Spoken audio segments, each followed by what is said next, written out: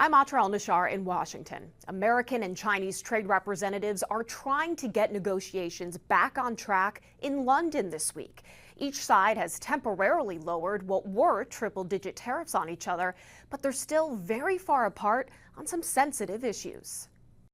President Trump's economic team emerging from almost 7 hours of talks with their Chinese counterparts Monday, meeting on neutral ground in London, seeming to play out longer than the Trump administration had hoped. I expect it to be a short meeting with a big, strong handshake, and we'll see.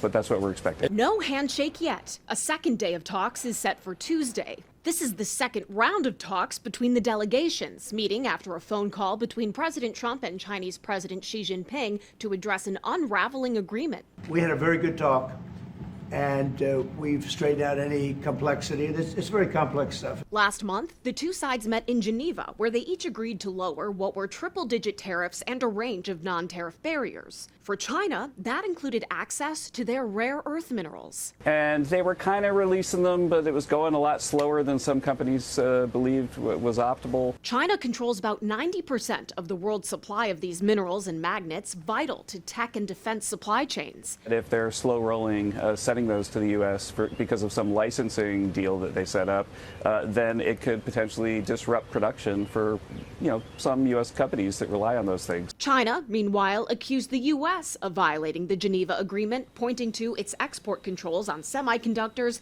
and a new State Department policy to aggressively revoke visas for Chinese students. The White House says they've really had to put all their time and energy into the China issue, but they say once it's back on track, India is at the top of their list of trading partners they hope to strike a deal with before the president's tariff pause expires 1 month from now. In Washington, I'm Atra Al-Nashar.